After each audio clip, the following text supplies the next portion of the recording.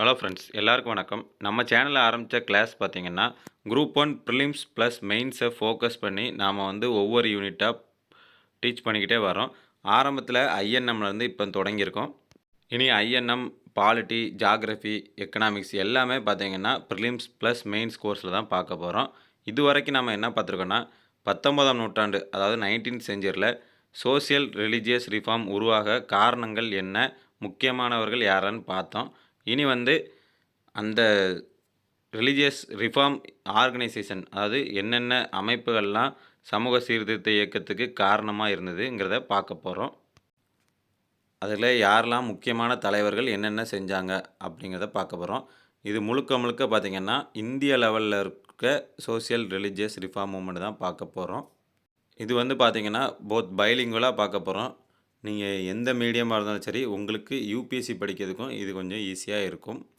ஏன்னு பார்த்தீங்கன்னா, right side தமிழில் இருக்கும், லெஃப்ட் சைடு இங்கிலீஷில் இருக்கும். உங்களுக்கு ட்ரான்ஸ்லேட் பண்ணி படிக்கிறதுக்கும் ஈஸியாக இருக்கும். ஸோ மறக்காமல் வீடியோவை ஃபுல்லாக பாருங்கள். பார்த்துட்டு உங்கள் கையால் ஹேண்ட் ரைட்டிங் நோட்ஸ் எடுங்க. உங்களுக்கு மறக்கவே மறக்காது. இதில் ஃபஸ்ட்டு நாம் பார்க்க போகிறது பிரம்ம சமாஜத்தை பற்றி பார்க்க போகிறோம். இதை ஆரம்பித்தவர் யாருன்னா, அதாவது தோற்றுவித்தவர் ராஜாராம் மோகன் ராய். ராஜாராம் மோகன் ராயை பற்றி ஃபுல்லாக பார்க்க போகிறோம். ராஜாராம் மோகன் ராய் யார்னா, இந்திய மறுமலர்ச்சியின் தந்தை மற்றும் மேக்கர் ஆஃப் மாடர்ன் இந்தியா, நவீன இந்தியாவின் படைப்பாளர் என்று அழைக்கப்படுகிறார். அந்த காலத்தில் பார்த்தோம்னா, இந்து சமயத்தில் ஒவ்வொரு ஜாதியினரும் ஒவ்வொரு கடவுளை வழிபட்டுட்டு இருந்தாங்க. அதாவது இந்த ஜாதி மக்கள் இந்த கடவுளை தான் வழிபடணும் அப்படின்னு ஒரு கொள்கையே இருந்தது. அதையெல்லாம் பார்த்த ராஜாராம் மோகன் ராய் ஒரே கடவுளை தான் கும்பிடணும், எல்லாருக்கும் கடவுள் ஒருவரே, எந்த கடவுள் பேரையும் சொல்லலை, ஆனால் கடவுள் ஒருவரே அப்படின்னு சொல்லி எல்லாரும் ஒன்று தான் அப்படிங்கிறத அவர் படித்த சயின்ஸு, அவர் படித்த வெஸ்டர்ன் கல்ச்சர், அதாவது இங்கிலாந்தில் போய் படிச்சுட்டு வந்தார். அதை வச்சு எல்லாத்துக்கும் ப்ரூஃப் பண்ண ட்ரை பண்ணார். அவர் கிஃப்ட் டு மோனோதெயிஸ்ட் அப்படின்னு சொல்லி ஒரு கடவுள் வழிபாடு கோட்பாட்டுடைய ஒரு புக்கை 1809 எழுதி பப்ளிஷ் பண்ணுறாரு. அதுக்கப்புறம் ஆத்மிய சபா அப்படின்னு ஒரு சங்கத்தை உருவாக்கி உருவ வழிபாடு, அதாவது அகெயின்ஸ்ட் ஐடோலட்ரி, கேஸ்ட் சிஸ்டம் அண்டு சதிக்கு அகெயின்ஸ்டாக போராட்டத்தை ஆரம்பிக்கிறார்.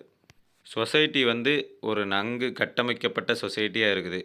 அதாவது ஒரு 4 வர்ண சமூகம், இவங்கெல்லாம் கோயிலுக்குள்ளே வரணும் வரக்கூடாது அப்படின்னு ஒரு நன்கு கட்டமைக்கப்பட்டிருக்குது.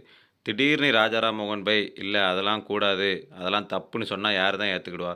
ஸோ பழைய காலத்தை சேர்ந்தவங்கெல்லாம் அதெல்லாம் முடியாது அப்படின்னு சொல்லி எதுக்குறாங்க ராஜாராம் மோகன் ராயை.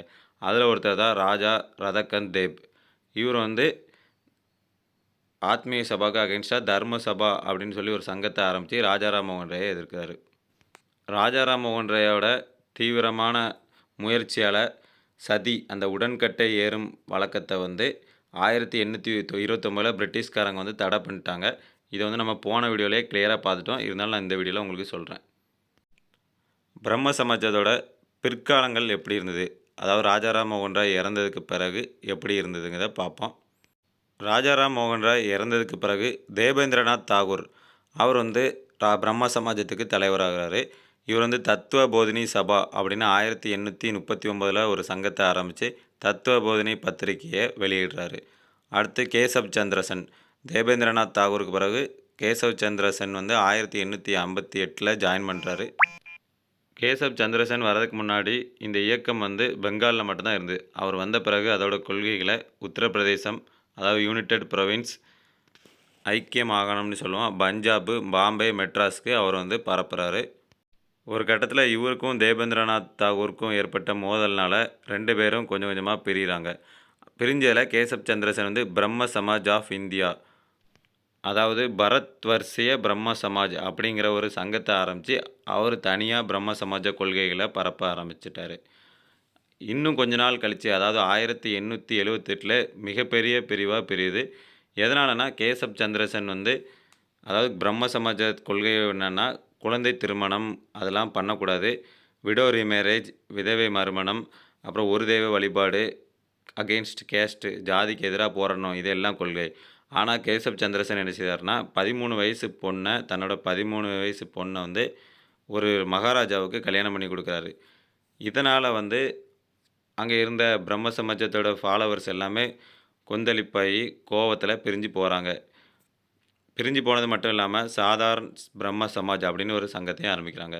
மொத்தம் 2 பிரம்ம சமாஜமா பிரியுது. ஒண்ணு வந்து இந்திய பிரம்ம சமாஜம், இன்னொன்னு வந்து சாதாரண பிரம்ம சமாஜம்.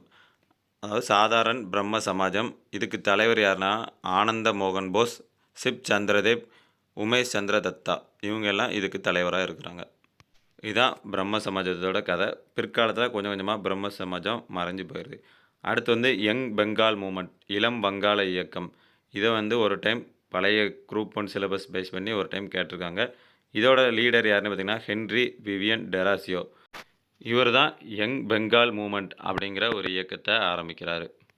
இவர் என்ன பண்றாருன்னா, இளைஞர்களிடையே வந்து கல்வி, அதாவது பகுத்தறிவு இது எல்லாமே போதிக்கிறாரு. மாணவர்கள் எல்லாருமே சுதந்திரமாகவும், பகுத்தறிவுடனும் சிந்திக்கணும்னு எல்லாருக்கும் அதாவது உணர்ச்சிகள வந்து தூண்டி விட்டுறாரு. அப்புறம் பெண் உரிமைக்காகவும், பெண் கல்விக்காகவும் போராடுறாரு. சுரேந்திரநாத் பானர்ஜி இவங்கள பார்த்து என்ன சொல்றாருன்னா, பயனியர் ஆஃப் மாடர்ன் சிவிலைசேஷன் இன் பெங்கால். வங்காளத்தில் நவீன நாகரிகத்தின் முன்னோடி என்று அழைத்தார். அடுத்து வந்து பிரார்த்தனா சமாஜ். இத ஆரம்பிச்சவர் யாருன்னா, 1867 1867ல ஆத்மாராம் பாண்டுரங் அப்படிங்கிறவர் வந்து பாம்பேல ஆரம்பிக்கிறாரு. இவர் வந்து பார்த்தீங்கன்னா, பரமஹம்சா மண்டலி அப்படிங்கிற ஒரு இயக்கத்தில இருந்துட்டு வந்து பின்னாடி இந்த பிரார்த்தனா சமாஜ ஆரம்பிக்கிறாரு. இந்த பிரார்த்தனா சமாஜ்ல ஆத்மாராம் பாண்டுரங்க்கு அப்புறம் மிகப்பெரிய ஒரு முக்கியமான தலைவர் யாருன்னா, எம்.ஜி. ரானடே. அவரும் இந்த சங்கத்தில இருந்தாரு. அதாவது இந்த சமாஜத்தில இருந்தாரு. இவங்களோட முக்கிய கொள்கை என்னலான்னா, தீண்டாமை ஒழிக்கிறது, பெண் கல்வி, பெண் மறுமணம் விதவை மறுமணம், அப்புறம் திருமண வயதை நீட்டிப்பது. இதுக்காக போராடினாங்க. இங்க வந்து ஏற்க மறுத்தார்ன்னு இருக்கு. கொஞ்சம் கரெக்ஷன் பண்ணிக்கோங்க. ரானடே வந்து விதவை இல்ல சங்கத்தை உருவாக்குனார். விடோ ஹோம் அசோசியேஷன வந்து உருவாக்குனாரு. அடுத்து நாம பார்க்க போறது வந்து ஆரிய சமாஜ். ஆரிய சமாஜோட ஃபவுண்டர் வந்து தயானந்த சரஸ்வதி 1875ல ஆரம்பிச்சாரு. இதுவும் பார்த்தீங்கன்னா, மகாராஷ்டிரால உள்ள ஒரு சங்கம் தான். இதோட ஹெட் குவார்ட்டர்ஸ் வந்து பாம்பேல இருந்தது. பிற்காலத்தில லாகூருக்கு மாத்திட்டாங்க. மத்த சமாஜத்துக்கும் இதுக்கும் என்ன வித்தியாசம்னா, எல்லாரும் இந்து சமயத்தில உள்ள பிரச்சனைகள வந்து பேசி, இந்து மதத்த விட்டு வெளியேற மாதிரியே கருத்துக்கள சொல்லுவாங்க. ஆனா, ஆரிய சமாஜத்தில மட்டும் என்ன சொன்னாங்கன்னா, தயானந்த சரஸ்வதி என்ன சொன்னாருன்னா, இப்போ உள்ள இந்து சமூகம் தான் கெட்டு போச்சு. ஆனா, அந்த காலத்தில வந்து இந்த வேதங்கள்ல குறிப்பிட்டிருக்க மாரி பழைய காலத்தில வந்து மக்கள் எல்லாரும் ஒழுக்கமாகவும், நேர்மையா தான் இருந்தாங்க. அதனால வேதங்களுக்கு திரும்பி செல்ல வேண்டும். கோ பேக் டூ வேதாஸ் அப்படின்னு சொல்லி இந்து சமயத்த சீர்படுத்த முயன்றாரு. அப்புறம் பார்த்தீங்கன்னா, உருவ வழிபாடு, பல தெய்வ வழிபாடு, சதி, ஜாதி எதிர்ப்பு, தீண்டாமை, அப்புறம் குழந்தை திருமணம் இதுக்கு எல்லாமே அவருங்க வந்து எதிர்த்தாங்க ஆரிய சமாஜ். என்னதான் இருந்தாலும் இந்து சமயத்த பெருமையா பேசணும். இந்து சமயம் தான் நமக்கு முக்கியம் அப்படின்னு சொன்னவர் தான் இந்த தயானந்த சரஸ்வதி. இவர் வந்து கல்யாண வயச வந்து அப்போ ஃபிக்ஸ் பண்றாரு. ஆண்களா இருந்தா 25 வயசு தான் கல்யாணம் பண்ணணும். பெண்களா இருந்தா 16 வயசுக்கு மேல தான் கல்யாணம் பண்ணணும் அப்படின்னு சொல்லி மக்களிடையே வந்து பரப்புரை செய்தாரு. இவரு எல்லாமே நல்லா தான் பண்ணிட்டு இருந்தாரு. ஆனா, இவரு பண்ண ஒரே ஒரு விஷயம் தான் வந்து பிரச்சனையாச்சு. சுத்தி இயக்கம், சுத்தி மூவ்மெண்ட் அப்படின்னு ஒண்ணு ஆரம்பிச்சாரு.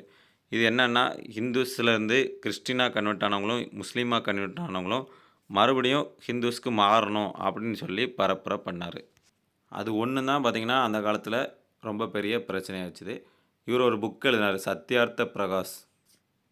இந்த புக்கில வந்து வேதங்களுக்கு செல்ல வேண்டும், சுத்தி இயக்கத்த பத்தி சொல்லியிருக்காரு. அது மட்டும் இல்லாம, இவர் வந்து தயானந்த ஆங்கிலோ வேதிக் காலேஜ் வந்து லாகூர்ல நிறுவினாரு. நெறைய மக்கள் வந்து படிக்கணுங்கிறதுக்காக தயானந்தா ஆங்கிலோ வேதிக் ஸ்கூல்ஸையும் நிறுவியிருந்தாரு. இந்த ஸ்கூல்ஸோட விசேஷம் என்னன்னா, பழைய காலத்தில பள்ளி பயின்ற மாரி குருகுல கல்விய நிறுவ முயற்சி பண்ணாரு. இவங்களோட முக்கியமான ஒரு சீடர் யாருன்னா, சுவாமி ஸ்ரத்தானந்தர். இவரும் கொஞ்சம் ஃபேமஸான சீடர் தான். அடுத்து வந்து ஈஸ்வர் சந்திர வித்யாசாகர். இவரு என்ன பண்ணாருன்னா, வெஸ்டர்ன் கல்ச்சரையும், இந்தியன் கல்ச்சரையும் மிக்ஸ் பண்ணி எது நல்லதோ அத மட்டும் மக்கள்கிட்ட கொண்டு போய் சேர்க்கணும்னு முடிவு பண்ணாரு. அதாவது நல்லது யார் பண்ணாலும் நல்லது தான். அதாவது பிரிட்டிஷ்காரங்க பண்ணாலும் நல்லது தான்.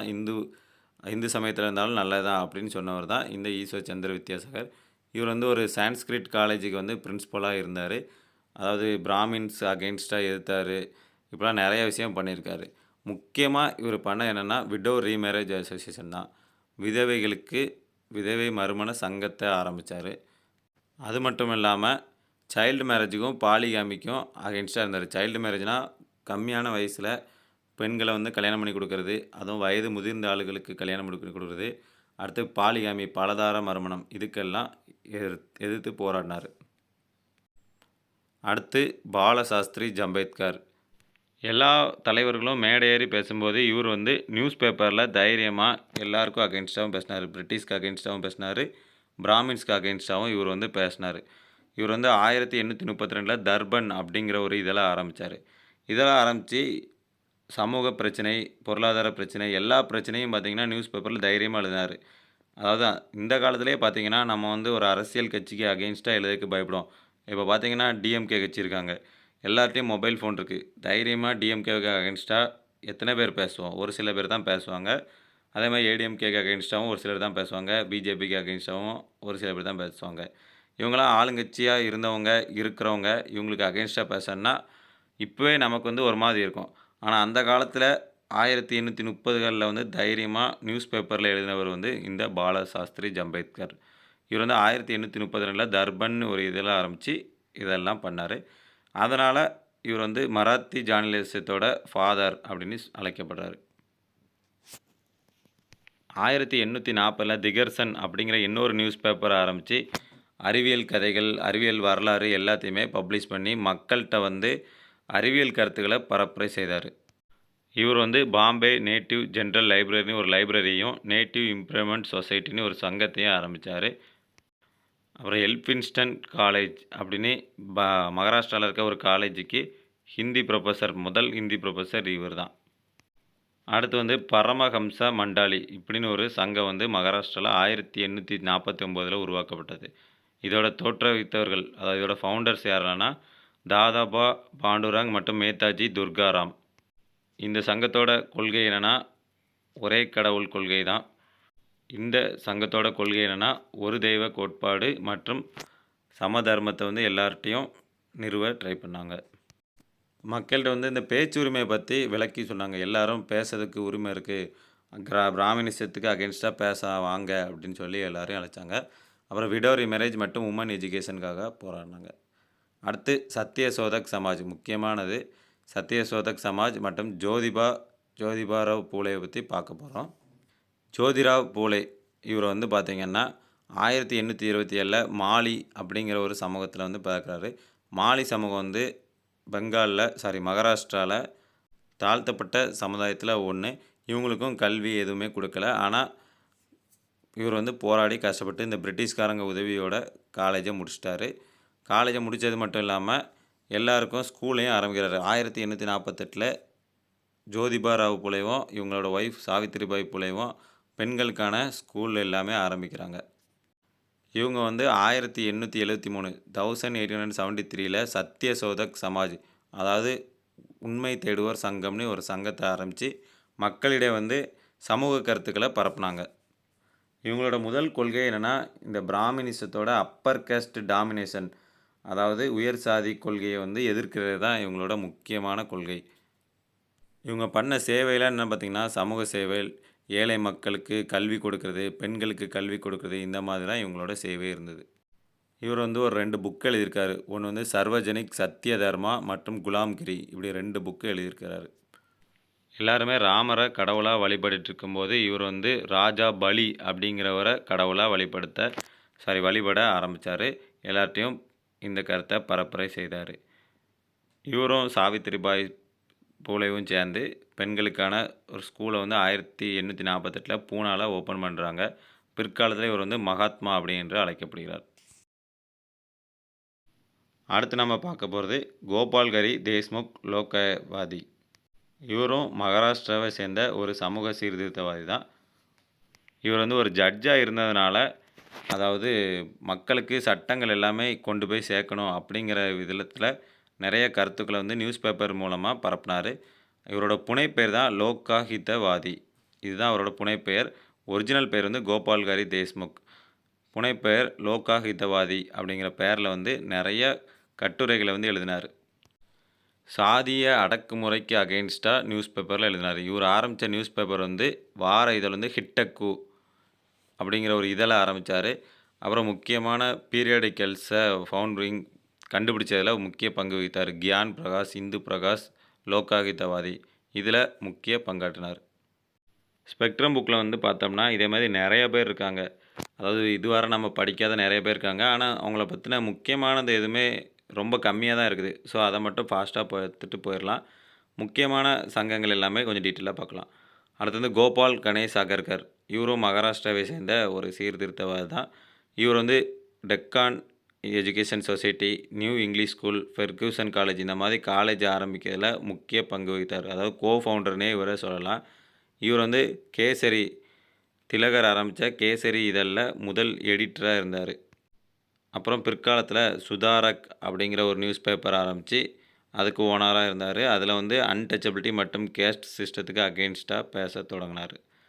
அடுத்து வந்து சர்வன்ட்ஸ் ஆஃப் இந்திய சொசைட்டி, இந்திய சேவகர்கள் சங்கம் 1905 வந்து கோபாலகிருஷ்ண கோகலேவால் இந்த சங்கம் வந்து தோற்றுவிக்கப்பட்டது.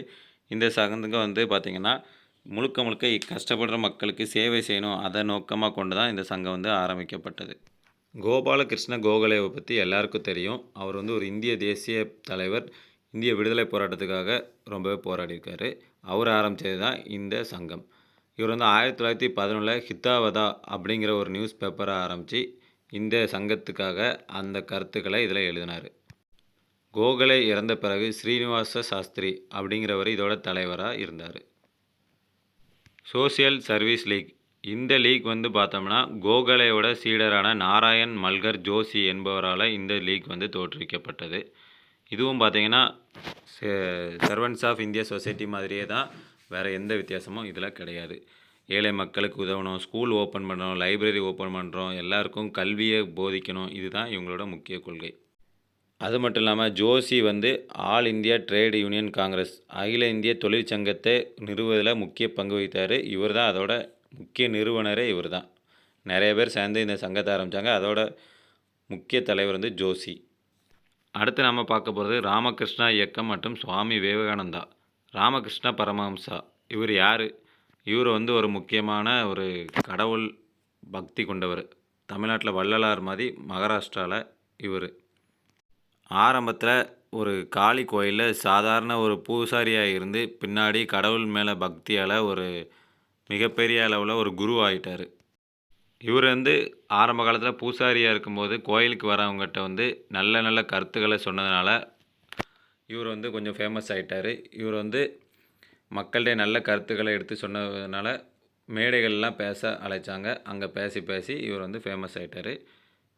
இவர் வந்து முக்கியமாக ஒரு கருத்து சொன்னார். இதுதான் ரொம்ப ஃபேமஸானது. Service of man is the service of God. மனிதனுக்கு செய்யக்கூடிய சேவை தான் கடவுளுக்கு செய்யக்கூடிய சேவைன்னு சொன்னார். இதுதான் இவரோட முக்கிய கொள்கை. இவர் வந்து சாரதாமணி முகர்ஜி, அதாவது சாரதா தேவி அப்படிங்கிற ஒரு பெண்ணை வந்து கல்யாணம் பண்ணியிருந்தார். என்னதான் கல்யாணம் பண்ணாலும் கொஞ்ச நாளில் துறவரம் போய் சாமியாராக போயிட்டார். இவர் வந்து பழைய கால முறைகளான துறவு, மெடிடேஷன் மற்றும் பக்தி மூலமாக வந்து நாம் வந்து கர்மா அடையலாம், அந்த மாதிரி பழைய காலத்து கருத்துக்கள் எல்லாம் இவர் சொன்னார். என்னதான் இருந்தாலும் ஹிந்துக்களில் இன்றைக்கி கூட நாம் வந்து பழைய காலத்தில் உள்ள கதையை சொன்னால் நம்பக்கூடிய மக்கள் வந்து இருக்காங்க. அதாவது நல்ல நல்ல கருத்துக்களை நம்பினா கூட பரவாயில்ல, மூட நம்பிக்கைகளை நம்பக்கூடிய மக்கள் இன்றைக்கும் கூட இருக்காங்க. 200 வருஷம் முன்னாடி எப்படி இருந்திருப்பாங்க யோசித்து பார்த்துக்கோங்க. அடுத்து வந்து சுவாமி விவேகானந்தா. இவரோட இயற்பெயர் வந்து நரேந்திரநாத் தத்தா. இவரும் ஒரு முக்கியமான தலைவர். இவர் என்ன பண்ணார்னா, இந்த மாதிரி மூட நம்பிக்கைகள் இருந்த மக்களை வந்து சீர்திருத்தி ஒரு இந்துக்களை வந்து புனிதமயமாக்கணும், அதாவது இந்து மதத்தை வந்து புனிதமயமாக்கணும் அப்படிங்கிறத மக்கள்கிட்ட வந்து பரப்ப முயற்சித்தார். அந்த காலத்தில் வந்து கீழ் சாதி மக்கள்லாம் படிக்கக்கூடாது அப்படின்னு இருந்த பகவத்கீதை, உபநிஷம் எல்லாமே பார்த்திங்கன்னா எல்லாருக்கும் புரிகிற மாதிரி ஈஸியாக டீச் பண்ணார். அது மட்டும் இல்லாமல் இஸ்லாம் மற்றும் கிறிஸ்டினில் உள்ள எல்லா சமயத்தில் உள்ள நல்ல நல்ல கருத்துக்களையும் மக்களுக்கு வந்து பரப்புனார். ஹிந்து மதத்தில் இருக்க மூட நம்பிக்கையெல்லாம் ஒழிக்கிறதுக்காக போராடினார். பகுத்தறிவு ரொம்ப ரொம்ப முக்கியம், எது பண்ணாலும் யோசித்து பண்ணணும், அடுத்தவங்க சொல்கிறத அப்படியே பண்ணக்கூடாது அப்படிங்கிற கருத்தில் வந்து இவர் வந்து ரொம்ப முக்கியமாக இருந்தார். இந்த பல தெய்வ வழிபாடு அப்படிங்கிற கொள்கைக்கு அகெயின்ஸ்டாக பேசி ஒரே ஒரு கடவுள் தான் கும்பிடணும், ஒரே ஒரு கடவுளை தான் வழிபடணும், ஒரே ஒரு நம்பிக்கை தான் இருக்குது அப்படின்னு சொன்னார். இப்போ கிறிஸ்டியானிட்டியில் பார்த்திங்கன்னா ஜீசஸ் ஒருத்தர் தான் கடவுள், இஸ்லாமில் பார்த்தோம்னா அல்லாஹ் ஒருத்தர் தான் கடவுள், அதே மாதிரி ஹிந்துக்கள்லேயும் ஒரே ஒரு கடவுளை தான் வழிபடணும் அப்படின்னு சொல்லி பரப்புரை செய்தார். இவர் வந்து சிக்காகோவில் பேசின பேச்சு வந்து பார்த்திங்கன்னா ரொம்ப பரபரப்பா பரபரப்பாக பேசப்பட்டது. ஏன்னா அந்த காலத்துல வந்து யாருமே இப்படி பேசிக்க மாட்டாங்க. பேசும்போதே அந்த உலகத்தில் வாழும் அனைத்து சகோதர சகோதரிகளே அப்படின்னு சொல்லி பேசுனதுனால இவர் வந்து ரொம்ப ஃபேமஸ் ஆயிட்டாரு.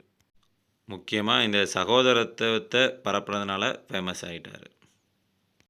அப்புறம் 1897ல ராமகிருஷ்ணா பரமஹம்சாவோட பேர்ல வந்து ராமகிருஷ்ணா இயக்கத்த வந்து ஆரம்பிச்சாரு. ராமகிருஷ்ணா மிஷன். இங்க வந்து நெறைய பேருக்கு கல்வி கொடுப்பது, அப்புறம் சமூக சேவை செய்வது இதெல்லாம் முக்கிய கொள்கையா கொண்டு இவர் வந்து சமூகத்துக்காக பணியாற்றினார். ராமகிருஷ்ணா மிஷன் 1897 கல்கட்டால ஆரம்பிக்கப்பட்டது. இதோட முக்கிய கொள்கை வந்து பார்த்தோம்னா, ஸ்கூல், காலேஜ் எல்லாமே ஓப்பன் பண்ணி எல்லா மக்களுக்கும், எல்லா சமூக மக்களுக்காகவும் கல்வி கொடுப்பது, பெண் உரிமைக்காக போராடுவது, இது எல்லாம் இவங்களோட முக்கிய நோக்கம். முக்கியமா பார்த்தீங்கன்னா, இந்து சமயத்தில உள்ள பழைய காலத்து கருத்துக்களான வேதாந்தங்கள், அதாவது பகவத்கீதை, வேதாந்தங்கள் இந்த மாதிரி புக்கில உள்ள நல்ல நல்ல கருத்துக்கள மட்டும் மக்கள்ட்ட கொண்டு போய் சேர்த்து இந்துக்கள தூய்மைப்படுத்தணும் அப்படிங்கிறது தான் முக்கியமான நோக்கமா வச்சிருந்தாங்க. அப்புறமா இந்த இயற்கை பேரிடர்களின் போது மக்களுக்கு சேவை பண்ணணும். நிலநடுக்கம், பஞ்சம், வெள்ள காலத்துல வந்து மக்களுக்கு உணவு கொடுப்பது, இந்த மாதிரி சமூக சேவைலாம் செஞ்சுட்ருந்தாங்க. சுவாமி விவேகானந்தரோட முக்கியமான கொள்கை என்னன்னா, வேதாந்தாஸ் இது வந்து ரொம்ப தூய்மையானது. இந்துக்கள் எல்லாரும் இதை வந்து ஃபாலோ பண்ணணும். அதில் இருக்க மூட நம்பிக்கையை தவிர்த்துட்டு மீதி எல்லாத்தையும் ஃபாலோ பண்ணணும் அப்படிங்கிறது தான் முக்கியமான கருத்தாக வச்சார். ஒரு காலத்தில் இந்த வேதாந்தாஸ் இது எல்லாமே பிராமின்ஸ் மட்டும்தான் படிக்கணும் அப்படின்னு இருந்ததை எல்லா மக்களுக்கும் கொண்டு போய் சேர்க்கறதுல உறுதியாக இருந்தார். அடுத்து தயானந்த சரஸ்வதி மற்றும் ஆரிய சமாஜ் இது வந்து நம்ம ஏற்கனவே பார்த்துட்டோம். ஆரிய சமாஜத்தை பற்றி கொஞ்சம் முன்னாடி தான் பார்த்தோம். தயானந்த சரஸ்வதியோட முழு பேர் என்ன பார்த்தீங்கன்னா, இயற்பெயர் என்ன பார்த்தீங்கன்னா முல் சங்கர். தயானந்த சரஸ்வதி தான் ஆரிய சமாஜத்தை ஆரம்பித்தார். இவர் வந்து குஜராத்தில் உள்ள ஒரு பிராமின் குடும்பத்தில் வந்து பிறந்தார். இவரோட கொள்கை எல்லாமே நம்ம கொஞ்சம் முன்னாடி தான் பார்த்தோம். இப்போ மறுபடியும் வாசிச்சிங்கன்னா உங்களுக்கு ஃபுல்லாகவே தெரிஞ்சிடும். ஆரிய சமாஜத்தை தோற்றுவிச்சார். ஃபஸ்ட்டு பாம்பேயில் இருந்தது. அடுத்து பார்த்திங்கன்னா லாகூருக்கு கொண்டு போனாங்க அதோட ஹெட் குவார்ட்டர்ஸை. இவர் ஒரு புக் எழுதியிருக்காரு, என்னென்னா சத்யார்த்த பிரகாஷ். இந்தியாவை வந்து ஒரு சாதி சமுதாயமற்ற ஒரு சொசைட்டியாக மாற்றணும்னு இவர் வந்து ட்ரை பண்ணார். இவர் பண்ணதில் ஒன்று தான் பிரச்சனையாச்சு. என்னென்னா சுத்தி இயக்கம் மட்டும்தான் பிரச்சனையாச்சு. வேறு எதுவுமே இவர் பண்ணதில் எல்லாமே நல்லதான். ஏன்னா வேதங்களுக்கு பின்னாடி செல்லணும், வேதங்கள் எல்லாமே தூய்மையானது, அதையெல்லாம் மக்கள் ஃபாலோ பண்ணணும், மூட நம்பிக்கையெல்லாம் ஒழிக்கணும், அந்த மாதிரி நிறைய நல்ல நல்ல கருத்துக்களை எல்லாமே இவர் வந்து சொல்லியிருக்காரு. ஆரிய சமாஜ் வந்து நிறைய ஸ்கூல்ஸ் வந்து ஆரம்பித்தாங்க. Dayananda Anglo Vedic school and college வந்து நிறைய ஆரம்பித்தாங்க. இதோட இதெல்லாம் ஆரம்பித்ததுனால நிறைய பேர் போய் காலேஜ் ஸ்கூல்லலாம் சேர்ந்து படிக்க ஆரம்பித்தாங்க. மக்கள் கூட பார்த்திங்கன்னா எப்போவுமே வந்து ஒரு கட்சியோ ஒரு சங்கமோ பார்த்திங்கன்னா பிளவுபட ஆரம்பிக்கிறது இயற்கை தான். அதே மாதிரி 1893 ஆரிய சமாஜம் வந்து 2 பிரிவாக பிரிஞ்சுது. ஒன்று வந்து காலேஜ் பார்ட்டி, இன்னொன்று வந்து மகாத்மா பார்ட்டி. காலேஜ் பார்ட்டி என்னென்னா பிரிட்டிஷ்காரங்களோட இங்கிலீஷில் தான் படிக்கணும் அப்படின்னு சொல்கிறாங்க. மகாத்மா பார்ட்டி வந்து சமஸ்கிருதத்துலேயும் வேதிக் பிலாசபிலையும் தான் படிக்கணும்னு சொல்கிறாங்க. முக்கியமாக இதை எதுக்காக ஆரம்பித்தாங்க, பழைய காலத்தில் உள்ள இந்து வேதங்களை படிக்கணும் அப்படிங்கிறத ஆரம்பித்தாங்க. ஆனால் போக போக காலத்துக்கு ஏற்ற மாதிரி காலத்துக்கு எது நல்லது அப்படிங்கிறதுல இங்கிலீஷில் மாறினாங்க. ஸோ இவங்களுக்குள்ளே பிரச்சனையாகி 2 பிரிவாக பிரிஞ்சிட்டாங்க. ஒன்று வந்து காலேஜ் பார்ட்டி, மகாத்மா பார்ட்டி. அதுவும் இல்லாமல் பார்த்திங்கன்னா இந்த காலேஜ் பார்ட்டி வந்து காலேஜில் போய் படிக்கணும், காலேஜ் கட்டி படிக்கணும் அப்படின்னு ஒரு பிளான். மகாத்மா பார்ட்டி இல்லை, குருகுலம் தான் படிக்கணும், குருகுலம் தான் நல்ல கல்வி அப்படின்னு சொல்லி அதுவும் ஒரு கொள்கையாக வச்சுருந்தாங்க. அடுத்து வந்து சுத்தி இயக்கம் பார்த்திங்கன்னா ஆரிய சமாஜத்தோட ஒரு கொள்கையாக இருந்தது. இந்த கொள்கையினால தான் பார்த்திங்கன்னா பிற்காலத்தில் இந்தியாவில் ஒரு வகுப்புவாதம், அதாவது மத பிரச்சனையை உருவாக்குறதுக்கு ஒன் ஆஃப் த முக்கிய காரணம் வந்து சுத்தி இயக்கம் தான். இவங்க வந்து என்ன பண்ணாங்கன்னா முஸ்லீமையும் கிறிஸ்டின்ஸையும் மறுபடியும் இந்துக்களாக மாறணும்னு சொல்லி கட்டாயப்படுத்தி பிரச்சாரம் பண்ணாங்க. இது பயங்கரமாக பிரச்சனையாக போயிட்டு. இந்த சேவா சென்னை 1908 பார்த்திங்கன்னா பெஹ்ராம்ஜி எம் மலபாரி மற்றும் திவான் தயாராம் கிடுமால் இவங்க 2 பேரும் சேர்ந்து இந்த சங்கத்தை ஆரம்பித்தாங்க. முக்கியமாக பார்த்திங்கன்னா இந்த எல்லா சோசியல் ரிஃபார்ம் மூவ்மெண்ட்டோட முக்கிய கொள்கை என்னென்னு பார்த்திங்கன்னாலே எல்லாம் ஒரே மாதிரி தான் இருக்கும். ஓகேவா, பேர் தான் வேறு எல்லா இடத்துலையும் ஒவ்வொன்றா ஆரம்பித்தாங்க. முக்கியமாக நம்ம படிக்க வேண்டியது என்னென்னா இயக்கத்தோட பேர் யார் உருவாக்கினாங்க அப்படிங்கிறது தான். வேறு எல்லாமே ஒரே கருத்து தான். குழந்தை திருமணத்தை எதிர்க்க வேண்டும், விதவை மறுமணத்தை ஆதரிக்க வேண்டும். அப்புறம் சதியை உடன்கட்டை ஏறும் பழக்கத்தை எதிர்க்க வேண்டும். பெண் கல்வி, சாதி அடக்குமுறை எதிர்ப்பு, இந்த மாதிரி தான் எல்லாத்துக்குமே பார்த்திங்கன்னா ஒரே கொள்கை தான் போயிட்டுருக்கும். ஸோ முக்கியமான பாயிண்ட் மட்டும் நம்ம பார்த்துட்டு போவோம். அடுத்து வந்து தேவ சமாஜ் 1887 சிவநாராயணன் அக்னிஹோத்ரியால் தோற்றுவிக்கப்பட்டது. தர்மசபைலாம் ஒன் ஆஃப் த ஓல்டஸ்ட், ரொம்ப பழமையானது. 1830 ராதாகாந்த் தேப் அப்படிங்கிறவரால் தோற்றுவிக்கப்பட்டது. இது வந்து ஒரு சுமார் கிட்டத்தட்ட இன்னிலேருந்து 200 வருஷம் முன்னாடியே தோற்றுவிக்கப்பட்டது. இவர் வந்து தர்மசபை எதுக்காக ஆரம்பித்தார்னா, அப்படியே அகெயின்ஸ்டாக அந்த சோசியோ ரிலீஜியஸ் ரிஃபார்ம் மூவ்மெண்ட்ஸ்க்கு அகெயின்ஸ்டாக ஆரம்பித்தார். இது ஒன்று தான் சமூக சீர்திருத்த இயக்கங்களுக்கு அகெயின்ஸ்டாக ஆரம்பித்தது. சதியை தடை செய்த எதிர்த்தவர் வந்து இந்த ராதாகாந்த் தேப். ஞாபகம் வச்சுக்கோங்க, சதியை தடை பண்ணதை எதிர்த்தவர் வந்து ராதாகாந்த் தேப். அடுத்து பாரத் மாதா மகாமண்டலா. இந்த பாரத் தர்ம மகாமண்டலம் வந்து ஆரிய சமாஜத்தோடு சேர்ந்தது. இந்துக்களுக்காக ஆரம்பிக்கப்பட்டது. ரொம்ப தீவிரமான இந்துக்களுக்காக ஆரம்பிக்கப்பட்டது. 1902 வந்து சனாதன தர்ம சபா,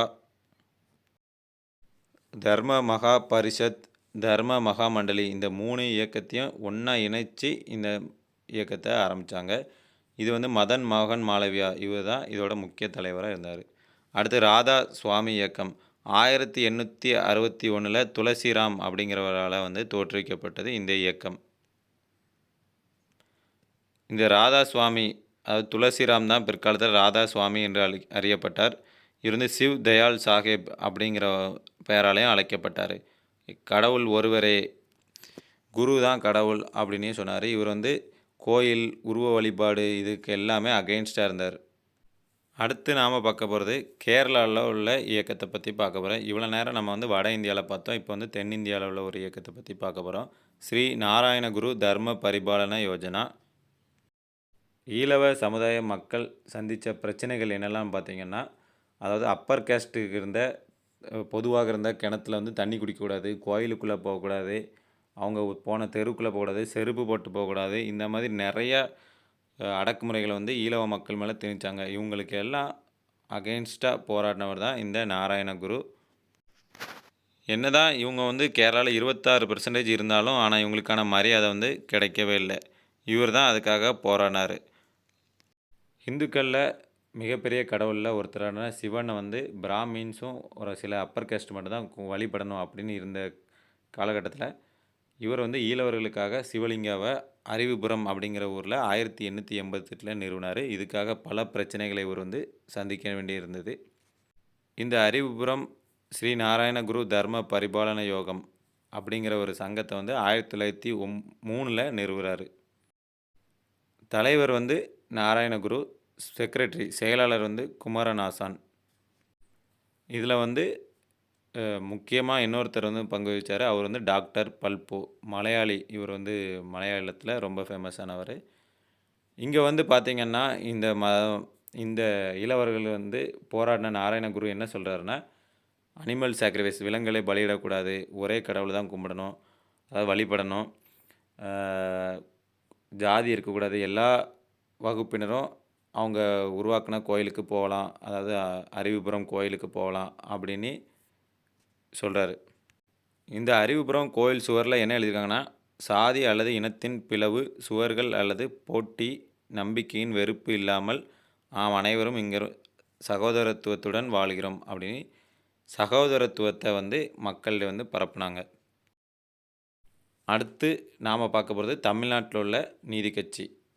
நீதி கட்சியை பற்றி நமக்கே தெரியும். நம்ம மெட்ராஸ் மாகாணத்தில் நடேச முதலியார், டிஎம் நாயர், தியாகராய செட்டி இவங்களால் உருவாக்கப்பட்டது தான் இந்த நீதி கட்சி.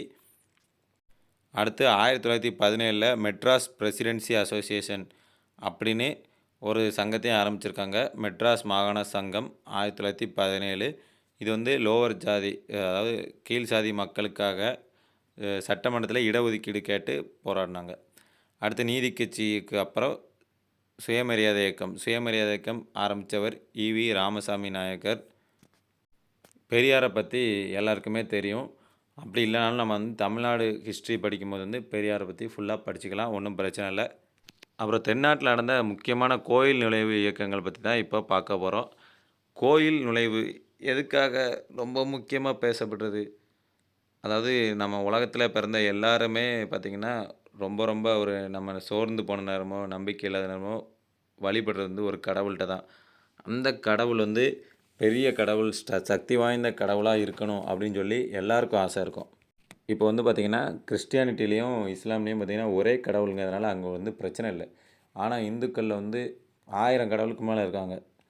அதாவது உண்மையிலேயே அம்மன் இருக்காங்க, சிவன் இருக்காங்க, விஷ்ணு இருக்காங்க, பிரம்மன் இருக்காங்க. இந்த மாதிரி நெறைய கடவுள் வந்து இருக்காங்க. அந்த கால புராண கதைகள்ல பார்த்தீங்கன்னா, யார் பெரிய ஆளு அப்படிங்கிறதெல்லாம் கடவுளுக்குள்ளேயே ஒரு ஈகோ இருக்குதா புராண கதைகள்லாம் எழுதி வச்சிருக்காங்க. சிவன் பெருசா, விஷ்ணு பெருசா, பிரம்மன் பெருசா அப்படின்னு எழுதியிருக்காங்க. நெறைய பேர் வந்து இல்ல எல்லா கடவுளும் ஒண்ணு தான் அப்படின்னு எழுதியிருக்காங்க. சிவனும் ஹரியும் ஒண்ணு, அறியாத வாயில மண்ணு இப்படிலாம் நெறைய டயலாக் இருக்குது. என்னதான் பின்னாடி போக போக இந்த மாதிரி கருத்துக்கள் வந்தாலும், சிவனும் விஷ்ணுவும் தான் பெரிய கடவுள் அப்படிங்கிறதுல ஸ்ட்ராங்கான கருத்து வந்து இந்துக்கள் மத்தியில இருக்குது. இத வந்து யாராலயும் மறுக்க முடியாது. அதுதான் உண்மை.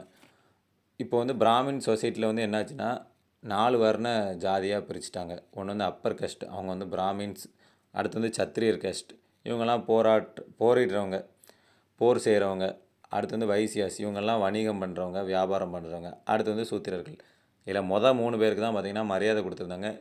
4வது இருக்க சூத்திரர்களுக்கு வந்து எந்த ஒரு மரியாதையும் கொடுக்கல, ஒரு உரிமையும் கொடுக்கல, தண்ணி கூட கொடுக்கல. அவங்க குடித்த தண்ணியை கூட அப்பர் காஸ்ட் வந்து தீட்டு அப்படின்னு சொல்லி இது சபிச்சிருவாங்க. நெறைய கதை இருக்குது. இந்த மாதிரி நெறைய கதை இல்ல, நெறைய உண்மையில நடந்த சம்பவங்கள் இருக்குது. இப்பவும் கூட சில ஊர்ல வந்து ஸ்கூலுக்கு போகக்கூடாது, அந்த தெரு வழியா போகக்கூடாது. இப்போ ஒரு 2 மாதம் முன்னாடி கூட நான் ஒரு இன்ஸ்டாகிராமில் ஒரு வீடியோ பார்த்தேன். ஒரு ஸ்கூல் பசங்கள்லாம் ஒரு தெருவா போகிறாங்க. எங்கேயும் இல்லை, தஞ்சாவூரில் தான். நடந்து போயிட்டுருக்காங்க. ஒரு வயசான பாட்டி வந்து வயசான பாட்டின்னு கூட சொல்லக்கூடாது அதெல்லாம். அந்த அம்மா வந்து போய் எல்லாரையும் விரட்டுறாங்க. எப்படி எங்கள் ஸ்கூலு எங்கள் தெரு வழியா ஸ்கூலுக்கு போகலாம் அப்படின்னு சொல்லி விரட்டுறாங்க. ஸோ இந்த மாதிரி இருக்கும்போது, அந்த ஒரு 100 வருஷம் முன்னாடி பார்த்திங்கன்னா, பெரிய பெரிய கடவுளை வழிபடுறவங்க தான் மதிக்கப்பட்டாங்க. அப்போ வந்து எல்லாருக்குமே அந்த கடவுளை வழிபடணும்னு ஒரு ஆசை இருக்கும். சூத்திரர்களுக்கு வந்து அந்த வாய்ப்பு வந்து மறுக்கப்பட்டது. அதாவது தமிழ்நாட்டிலயோ, இந்தியாவிலயோ பார்த்திங்கன்னா 90% கேஸ்ட் வந்து ஒரு 100 வருஷத்துக்கு முன்னாடி சூத்திரர்களாக தான் இருந்தாங்க. இவங்க எல்லாருக்குமே கோயிலில் வந்து நுழைவு வந்து மறுக்கப்பட்டது. கோயிலுக்குள்ளே போனால் கொஞ்சம் நம்ம வந்து சமூகத்தில் முன்னேறலாம் அப்படின்னு சொல்லி கோயில் என்ட்ரி மூமெண்ட், கோயில் நுழைவு இயக்கத்தை வந்து ஆரம்பித்தாங்க. கேரளாவில் பார்த்திங்கன்னா ஸ்ரீ நாராயணகுரு, குமரன் ஆசான், டி.கே. மாதவன் இவங்க எல்லோரும் சேர்ந்து ஆரம்பித்தாங்க. தமிழ்நாட்டில் வந்து பெரியார் எல்லாருமே ஆரம்பித்தாங்க. பெரியார் நிறைய இருக்குது. தமிழ்நாடு ஹிஸ்ட்ரி படிக்கும்போது பார்ப்போம். எனக்கு பேர் மறந்து போச்சு, இல்லைனா அப்புறம் நான் சொல்லிடுவேன். முக்கியமாக கேரளாவில் தான் வைக்கம் சத்தியாகிரகா இதில் தான் ஆரம்பிச்சது. 1924 தமிழ்நாட்டிலேருந்து பெரியார் எல்லாரும் அந்த இயக்கத்தில் போய் கலந்துக்கிட்டாங்க. டி.கே. மாதவன், குமரநாசான் இவங்க எல்லோரும் சேர்ந்து ஆரம்பித்து வைக்கம் மகாதேவர் அதாவது சிவன் கோயிலை வந்து எல்லாருக்கும் ஓப்பன் பண்ணதுக்கு காரணமாக இருந்தாங்க. 1924 ஆரம்பித்த இந்த போராட்டம் 1936 வந்து முடிவுக்கு வந்தது. மகாராஜா திருவாங்கூர் மகாராஜா வந்து இந்த கோயில் வந்து எல்லோரும் வழிபடலாம் அப்படின்னு சொல்லி எல்லாருக்கும் ஓப்பன் பண்ணார். அதுவும் இல்லாமல் கவர்மெண்ட்டோட கண்ட்ரோலுக்கே அந்த கோயிலை வந்து கொண்டு வந்துட்டார். இதே மாதிரி 1937 ராஜாஜி வந்து மெட்ராஸ் மாகாண தலைவரான பிறகு நிறையா கோயில்களை வந்து திறந்து வச்சார். ஆனால் அப்படியே அகைன்ஸ்டாக தமிழ்நாட்டில் மட்டும் அப்படியே அகைன்ஸ்டானது. மற்ற இடத்துலலாம் பிராமின்ஸ் வந்து இன்னும் எதிர்த்துட்டே தான் இருந்தாங்க. ஆனால் ராஜகோபாலாச்சாரியே பார்த்திங்கன்னா ஒரு பிராமின் தான். அவர் வந்து ஓப்பன் பண்ணது வந்து பிராமின்ஸ்க்கே பிடிக்கல. இருந்தாலும் ராஜகோபாலாச்சாரி வந்து நிறையா மக்களுக்கு பண்ணார். தமிழ்நாட்டில் பார்த்திங்கன்னா எப்போவுமே நிறையா ரிவர்ஸ் தான் நடக்கும். அதாவது நிறையா ஜாதி மத வேறுபாடெலாம் தமிழ்நாட்டில் கம்மி தான் மற்ற மாநிலத்தோட. அதான் உண்மை. சரி, இதுவரை வந்து பார்த்தோம்னா இந்த ரிஃபார்மிஸ்ட் மூமெண்ட் வந்து நிறையா பார்த்துட்டோம். இதுவரை ஹிந்துஸில் இருந்த எல்லாத்தையுமே பார்த்தோம். இனிமேல் அடுத்த வீடியோவில் வந்து இஸ்லாமிய மதத்தில் என்னென்ன பிரச்சனை இருந்து அதுக்கான இயக்கங்கள் என்னெல்லாம் இஸ்லாமிய மக்களுக்காக யாரெல்லாம் போராடியிருக்காங்க அவங்க அதையெல்லாம் நம்ம வந்து அடுத்த வீடியோவில் பார்ப்போம். இஸ்லாமிய மக்கள் மட்டும் இல்லாமல் பார்சி சீர்திருத்த இயக்கங்கள், சீக்கிய சீர்திருத்த இயக்கங்கள், அப்புறம் தியோசபிக்கல் சொசைட்டி பிரம்மஞான சபை, அப்புறம் இதோட நன்மைகள் தீமைகள், சீர்திருத்த இயக்கங்களோட நன்மைகள் தீமைகள்னு எல்லாத்தையும் பார்க்க போகிறோம்.